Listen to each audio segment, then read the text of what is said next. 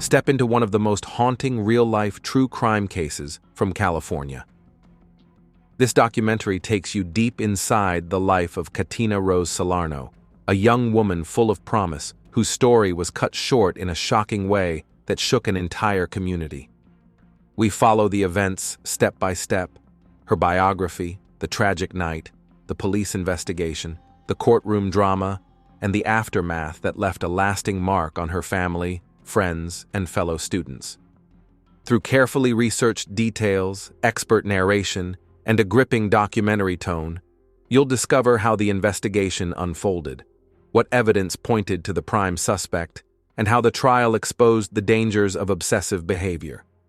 This case became a warning about the hidden risks that can lurk even in familiar places and the importance of recognizing early signs of unsafe attention. This video is more than a crime story.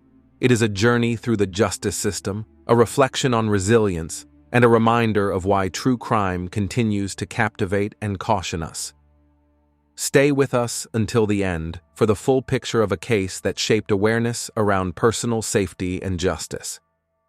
Dear viewers, in the next video releases, you will find very intriguing and confusing cases, and in order not to miss them, be sure to subscribe to the channel and please like the video. Catina Rose Salarno was born into a family that always valued closeness, support, and deep involvement in each other. She grew up in an atmosphere that emphasized not only education, but also personal responsibility, honesty, and respect for others. From an early age, her parents tried to give their daughter a solid foundation, teach her kindness, but at the same time they nurtured her strength, independence, and the ability to make decisions on her own. Despite the fact that as a child, she was no different from hundreds of other girls of her generation, the same school parties, classes, games with friends on the street, over the years, Catina increasingly demonstrated qualities that distinguished her from her peers. Already in her school years, those around her noticed a rare combination of energy and discipline in her. She easily found a common language with people of different ages, could win over classmates and teachers, and at the same time never sought to be the center of attention artificially. Her charisma worked naturally. There was warmth in her smile and sincerity in her words. These qualities helped her not only make friends, but also build strong connections that lasted for many years. Even when her life gradually began to go beyond the school walls and take on new dimensions, people from her circle remembered, Catina was the kind of person you wanted to reach out to, who you could trust, and with whom it was easy and calm. Since her teenage years, she showed a serious attitude to her studies. She never considered education to be secondary or forced, and this was not a requirement of the family, but her personal choice. Catina consciously set goals for herself and strove to achieve them step by step. Biology and everything related to medicine occupied a special place. She was truly fascinated by people, their health, the ability to help and change their lives for the better. Even in those years, Catina said that she wanted to dedicate her life to a profession that would combine science, practice, and real benefit to society. This attitude became decisive in her growing up and gave direction to her entire future destiny. When she entered college, the transition from school life to student life was surprisingly organic. For many teenagers, this period is difficult: a new environment, new rules, the need to build an independent life. But Catina seemed to have been ready for this for a long time. Her ability to hold herself confidently, work for the result, and at the same time not lose her goodwill quickly made her a noticeable figure among students. She participated in student events, loved communication, but at the same time never forgot about the main thing: her path in science. Catina's adult life was formed rapidly. She was part of a generation that believed that education is the key to the future, and she clearly confirmed this principle. During lectures, she could often be seen with a notebook filled with notes to the last page. She did not just listen, she thought about it, asked questions, argued, looked for more than the textbook offered. Professors noted her persistence and depth, noted that she was a student who would go far, because she was not satisfied with superficial knowledge. However, her adulthood was not limited to studying. Catina knew how to combine intellectual aspirations with a rich life outside the classroom. She loved sports, paid attention to physical activity, because she understood that health is not only theory from a textbook, but real practice. Morning jogging, games with friends, participation in campus events, all this was part of her lifestyle. At the same time, she maintained a balance. She knew how to relax, spend time with loved ones, and her schedule never looked like a continuous marathon of responsibilities. It was this harmony that made her an example for many. Her dream, dentistry, occupied a special place. For someone, this profession may seem purely technical, associated with medical routine. But for Catina, it was something more. She was fascinated by the fact that a dentist could not only treat, but also give people confidence, relieve them of pain, help them feel complete. She saw this not only as work, but also as a mission. In conversations with loved ones, she often shared her thoughts about how important it is for a doctor to be attentive, gentle, humane, because people come to him feeling anxious and afraid. She dreamed of being exactly this kind of specialist, someone to whom people would go not under duress, but with trust. Catina's youth was full of plans that seemed simple and achievable, but in fact required colossal work. She understood this and was not afraid. On the contrary, she perceived each new challenge as an opportunity to grow. Friends remembered her not only as a goal-oriented student, but also as a person with incredible internal discipline. She knew how to organize her time so that in her life there was room for serious preparation for exams, and friendly meetings, and participation in various projects. This was not an overload. On the contrary, it was in this rhythm that she felt alive and real. Already in her student years, the first steps of real adulthood appeared in her life. Renting an apartment outside the home, independently distributing the budget, the ability to plan future expenses. For many peers, this was a test, but Catina again turned out to be a person who knew how to cope with such tasks. She was attentive to details, thought through every step, and learned to solve problems without panic and fuss. This was a sign of her maturity. She didn't expect everything to be done for her. She took responsibility for herself. At the same time, she remained incredibly close to her family. Her mother and sister always noted that, despite her hectic life and busy schedule, Catina found time to call home, to talk about simple things, to sincerely share her feelings. This connection remained a strong thread that connected her world of growing up with her roots, where she felt support and warmth. Her friends and classmates often said that Catina was a person who knew how to inspire. This was not associated with loud speeches or bright actions. She inspired by her example, the ability to be organized but lively, serious but kind, focused but open to people. You wanted to be around her because she gave you the feeling that life can be both beautiful and productive at the same time.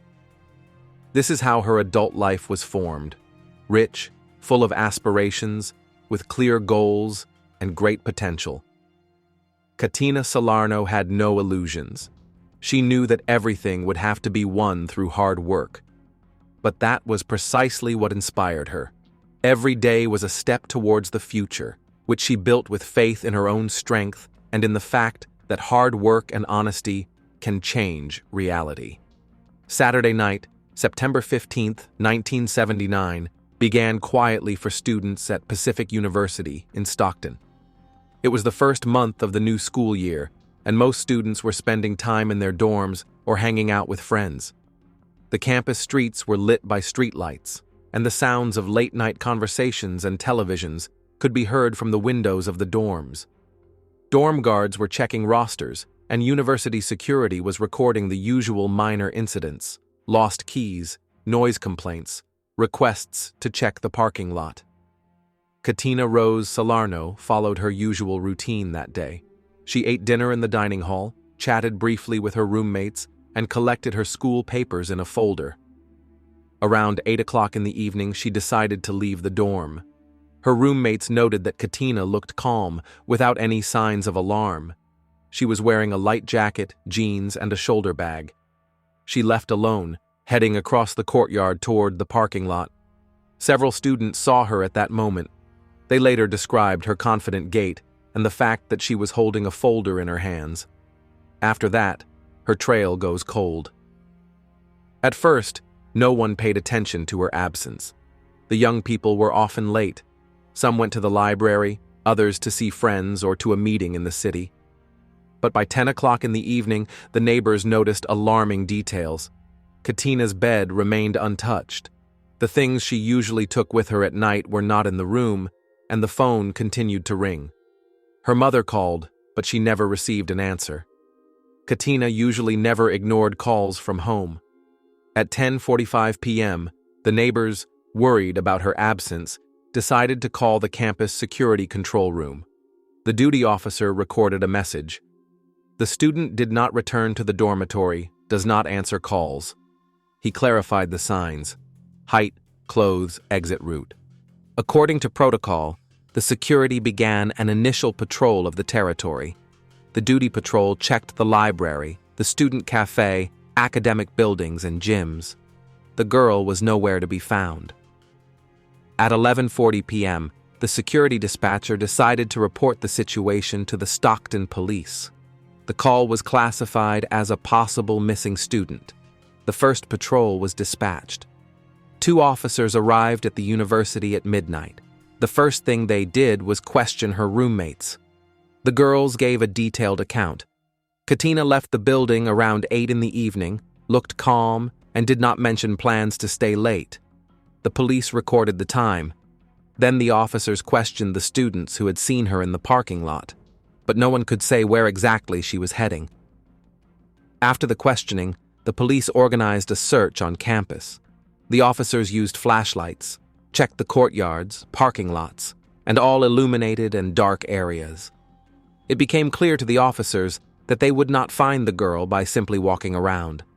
Then the police brought in forensic experts and requested additional squads.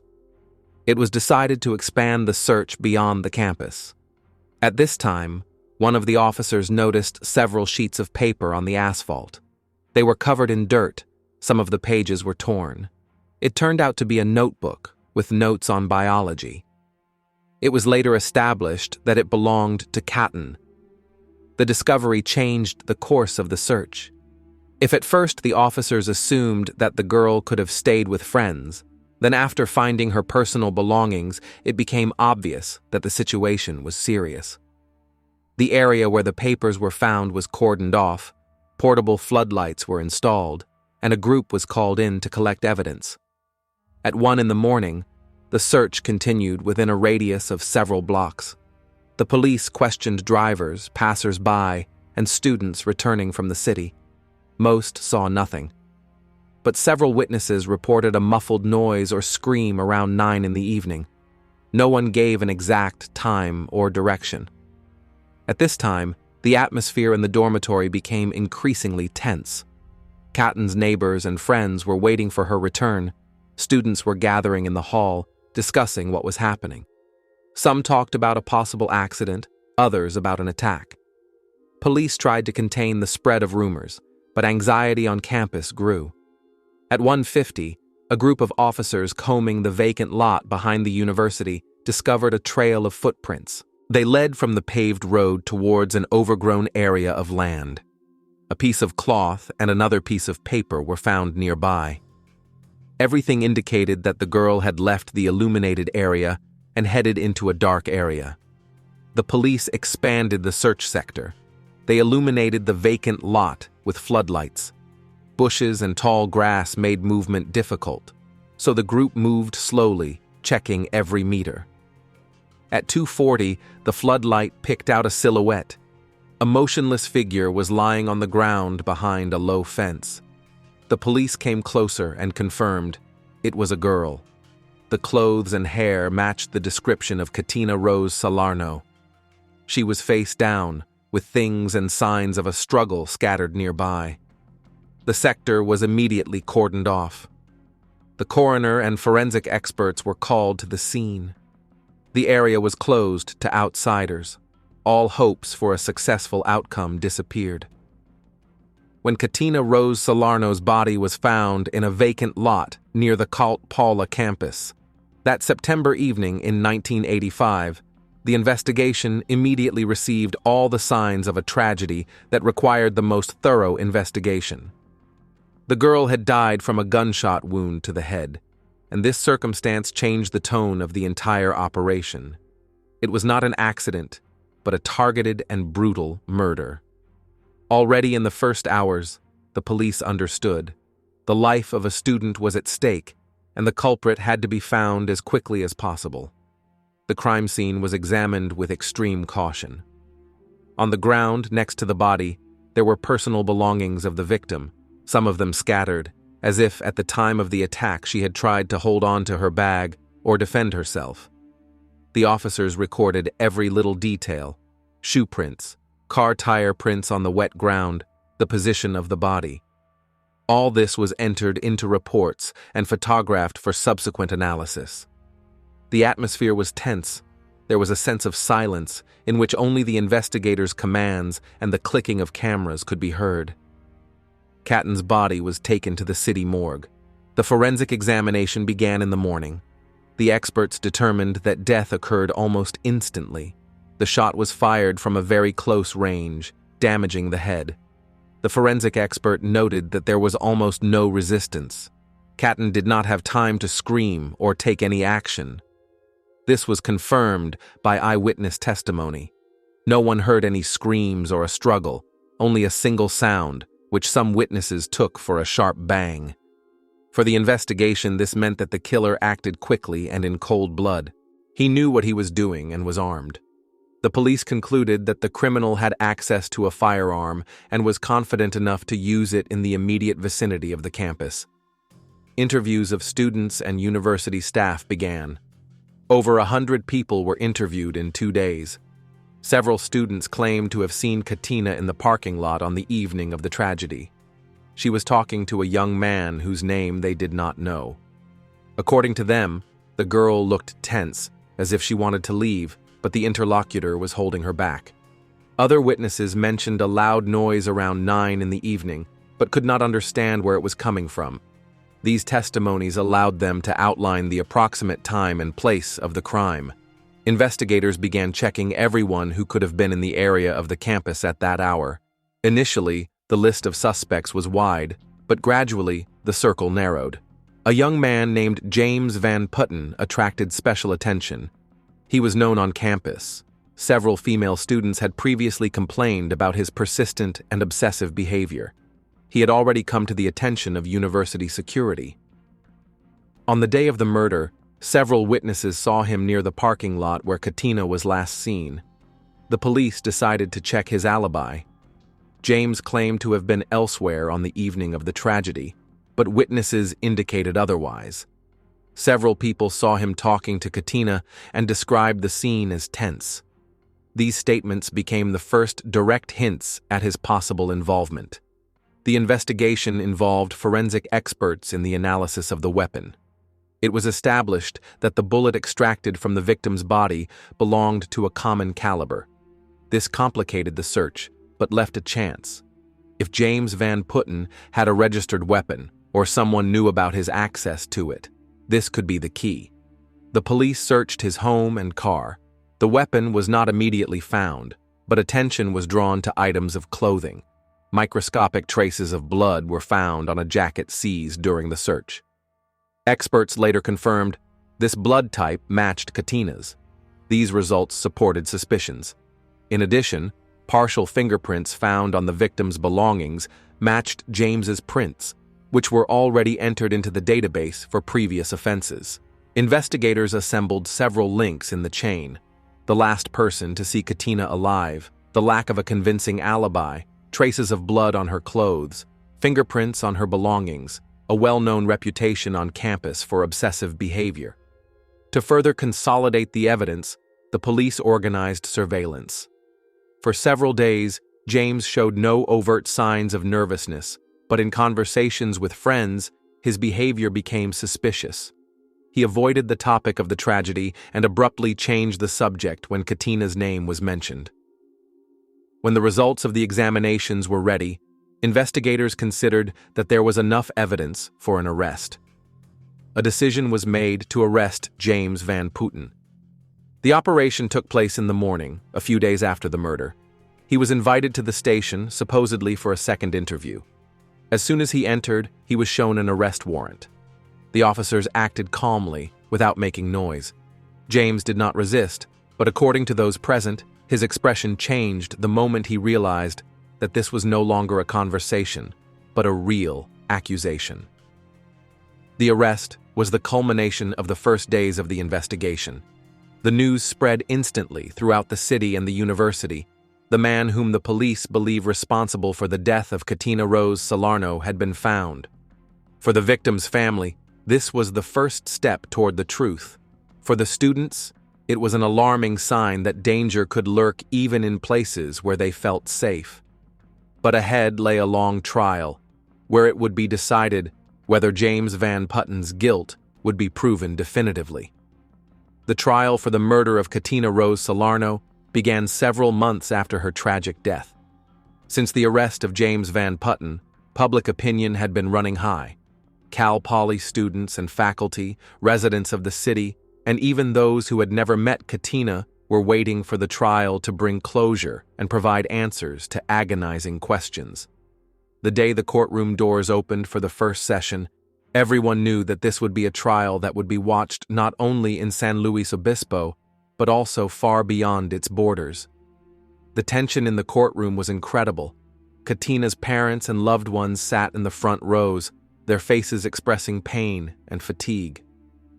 Nearby were her friends and university students, many of whom came to almost every hearing to support the family and show that they demanded justice. The opposite side of the room was occupied by the defendant's relatives. James Van Putten, thin and with his head down, sat next to the lawyers. His appearance was striking in its coldness. He did not look scared or remorseful, but rather withdrawn and alienated. The prosecution immediately made its position clear. This was not a random crime. This was a murder committed by a man who had been stalking the victim for a long time.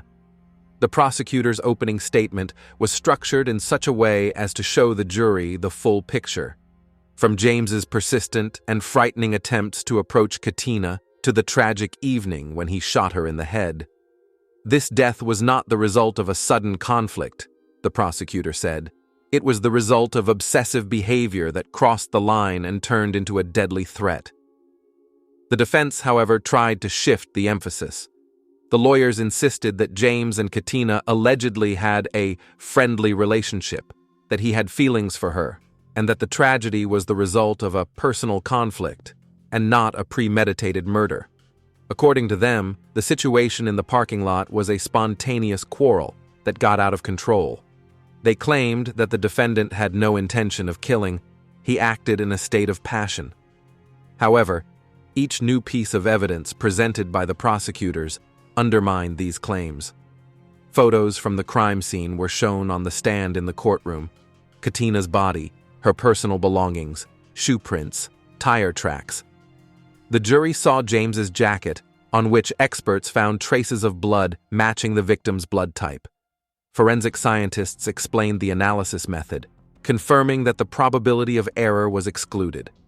The main blow to the defense's position was dealt by the witnesses. Several students testified that James had repeatedly shown obsessive attention to Catina. He waited for her at the entrance to the auditorium, tried to accompany her home, and called her without reason. Some girls admitted that they themselves were afraid of his behavior and tried to avoid meetings. Their stories created a psychological portrait of the defendant, a man who cannot control his emotions and is ready to cross the line. The key testimony was the eyewitness testimony of that evening. Students described seeing Catina and James in the parking lot, noting the tension of the conversation and seeing the girl trying to leave. One witness recalled, "She looked like she didn't want to continue this conversation." And he, on the contrary, seemed to be holding her back. These words supported the prosecution's version of events. The murder was not an accident, but the result of a long pursuit. Forensic experts gave a detailed report. They described the nature of the wound, confirmed that the shot was fired at point-blank range, and explained that the victim had no opportunity to defend herself. "This is not an accidental shot," the expert noted. "This is an aimed attack." The jury listened with rapt attention, realizing that these facts completely ruled out the defense's version of a spontaneous quarrel. The testimony of Catina's friends was also of great importance. They said that the girl complained about James's behavior, spoke of his obsession, and felt uncomfortable. For the jury, this was confirmation that their relationship had never been romantic. She had not met him, had not sought communication. On the contrary, she had tried to keep her distance. The prosecution, step by step, built a logical chain: motive, stalking and obsession, opportunity, meeting on campus, means, a firearm to which James had access, evidence, traces of blood, fingerprints, witness testimony. Each link was supported by documents, photographs, expert opinions. The defense tried to find weak points. The lawyers asked the experts about possible errors in the analysis, questioned the accuracy of the witnesses' memories. But each time the experts confidently parried these arguments, and the witnesses remained adamant. The further the trial went, the more obvious it became. The defense did not have a solid foundation. Journalists covering the trial wrote about the details every day. Newspapers carried headlines like "Stalker's Trial," "The Truth Behind the Student's Death," and "Catina Salarno, Whose Guilt and What Justice." Television reports showed footage from the courtroom, comments from lawyers, prosecutors, and the victim's family. For society, the case became a symbol of the problem of stalking and obsessive behavior that can lead to tragedy. As the trial approached its final stage, the most tense moment arrived: the parties' statements to the jury. The prosecutor spoke bluntly. This girl could have lived, studied, built a career. But her life was cut short by a man who could not accept her freedom and her right to say no. This is not an accident. This is a deliberate act. The defense, in a last-ditch effort to evoke sympathy for the defendant, described him as a young man who could not cope with his emotions. But these words sounded weak against the evidence. The jury retired to deliberate. The atmosphere in the courtroom was almost unbearable. Silence, punctuated only by sighs and the rustling of papers. Catina's family held each other's hands. After several hours of deliberation, the jury returned. The verdict was announced clearly and without hesitation: guilty of first-degree murder. Catina's family burst into tears, hugging each other. Many students in the courtroom exhaled. Justice had been restored. James Van Putten listened to the verdict without showing emotion. The judge sentenced him to life in prison without the possibility of parole. This trial became a turning point for the local community. After the verdict, many spoke about the need to take cases of stalking more seriously, that such signals should not be ignored. Catina Salarno became a symbol of what inaction and underestimation of the threat can lead to. After the verdict, James Van Putten did not resign himself to his fate. His lawyers appealed, arguing that the trial was biased and that the evidence could have been interpreted differently. But each time the case reached the appeals court, the judges came to the same conclusion. The evidence against James was overwhelming and the verdict was fair. All his attempts to have the case reviewed ended in rejection. For Catina's family, each new round of appeals was a painful reminder of what they had gone through, but they also felt relief when they heard the words, "The verdict remains in force." The girl's parents told reporters that it was not only the punishment that was important to them, but also that their daughter's memory not be clouded by doubt. "Every time he tries to bring this case back to court," Catina's mother said, "it reopens our wounds. But each time we hear that the truth is on our daughter's side, it helps us move on. James's appeals did not change his fate. He remained in prison, and the name of Catina Rose Salarno became a symbol of justice achieved at the cost of a long and painful process.